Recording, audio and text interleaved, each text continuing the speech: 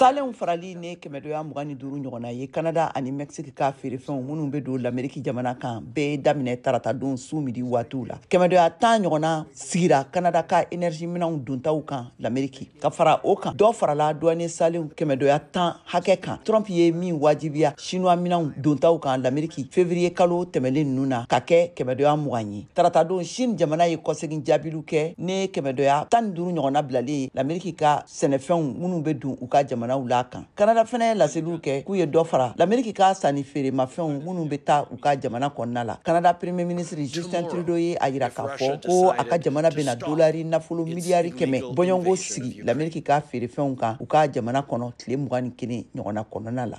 Mexique ma girin ka laseliw kɛ fɔlɔ u ka tabolo talenw kan. Nin douane salen wajibiyalenw Mexique ni Canada kan tun ka kan ka waleya kabini février kalo tɛmɛlenw na nga Trump sɔnna ka a ɲɔngiri fɔlɔ ne tile 30 ɲɔgɔnna bɔɲɔngo ye yaasa ka kumaɲɔgɔnya kɛnɛ sigi l'Amérique ani a ka sanni feere baarakɛɲɔgɔnw ni ɲɔgɔn cɛla la. U ka fɔla nin waleya ninnu bilala sen kan de ka drogue yurukuyurukuliw ani tungaden yamaruyabaliw minnu bɛ l'Amérique dancɛw sago ka don kɛlɛ sira minnu jamana fila ninnu bɛɛ tun ye ka ŋaniya yira k'a fɔ k'u ye baara caman kɛ a la ka dansigi kɛ a taabolow la.